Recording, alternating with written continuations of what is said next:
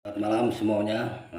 Pada malam hari ini, malam Minggu, tanggal 12 Oktober tahun 2025. Saya akan menjelaskan tahapan-tahapan mengenai video saya sebelumnya yang di dalam video tersebut adanya arogansi dugaan sementara yang dilakukan oleh Kapolsek Kecamatan Mantaya Hulu, Kabupaten Kota Waringin Timur, Sampit, Provinsi Kalimantan Tengah, yang seakan-akan tidak mencerminkan perilaku sebagai pelayan masyarakat dalam menyikapi sengketa masyarakat hukum adat dengan pihak perusahaan pendatang yang bermukim di wilayah Kabupaten Kota Waringin Timur. Perusahaan perkebunan kelapa sawit tersebut bernama PT Tapean Nandengan. Atas dugaan arogansi tersebut, akhirnya saya selaku kuasa yang diberikan oleh saudara Hartani, pemilik tanah adat.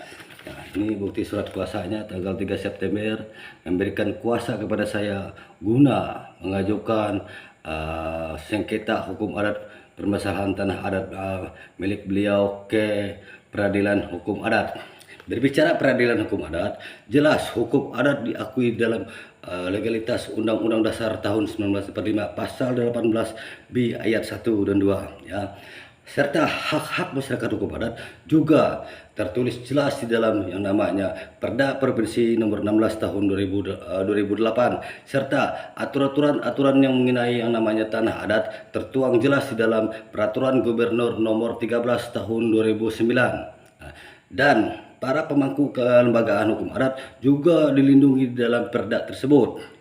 Seiring dengan itu, dengan adanya perda provinsi, perda Kabupaten Kota Waringin Timur juga mengacu dengan peraturan daerah Provinsi Kalimantan Tengah dengan nomor peraturan daerah nomor 6 tahun 2012, menyatakan bahwa hak-hak mengenai yang namanya tanah adat tertuang di situ, hak-hak yang namanya para pemangku kelembagaan hukum adat, baik itu di ADI, Batamat, Mantir tingkat desa, Mantir tingkat kecamatan maupun Pak Demang, semua ada tugas dan fungsinya yang dijabarkan secara detail di dalam Perda Kabupaten Kota Waringin tersebut. Berhubung hal tersebut, akhirnya saya berupaya melakukan penegakan yang namanya pra peradilan hukum adat, sesuai dengan bukti-bukti kepemilikan yang diberikan oleh Pak Saudara Hartani. Di dalam upaya tersebut saya mengajukan yang namanya proses mohon pelaksanaan sidang adat atau basara dengan tergugat PT Tapean Nandengan.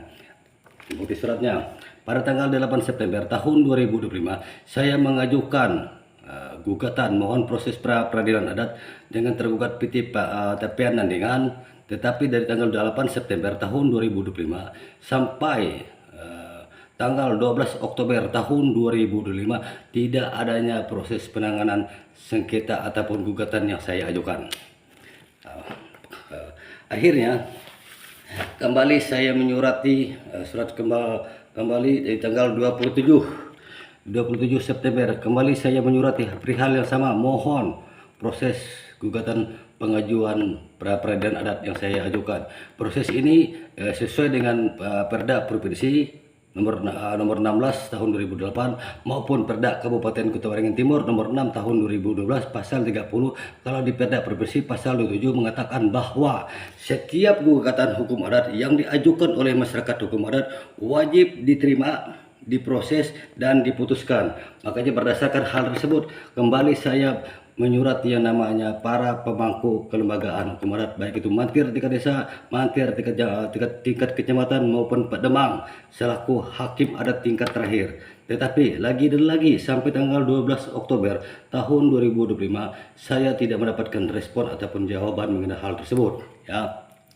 Di dalam keterlibatan Pak Kapolsek Kecamatan Mantaya Hulu, Kabupaten Kota Waringin Timur Sampit, saya juga melaporkan tindakan perilaku beliau kepada yang namanya kelembagaan hukum adat, baik itu Batamat di ADI Kabupaten yang ada di Sampit, baik itu di ADI Provinsi saya juga menyampaikan, Batamat Provinsi saya juga menyampaikan, Semua saya mempunyai bukti laporan tersebut.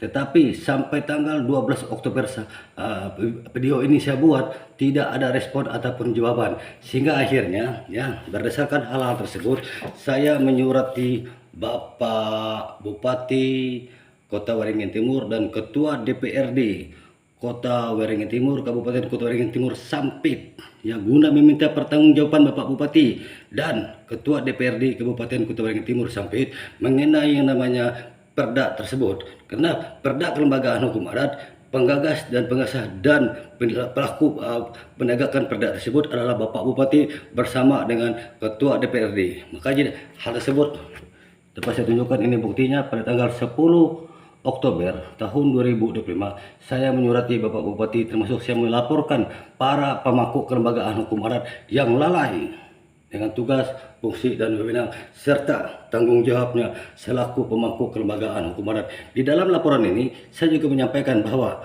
sedikit rasa prihatin saya terhadap para pemangku kelembagaan hukum adat yang tidak menunaikan kewajibannya, padahal mereka digaji dari APBN, Anggaran Pendapatan Belanja Negara Kabupaten Kota Waringin Timur.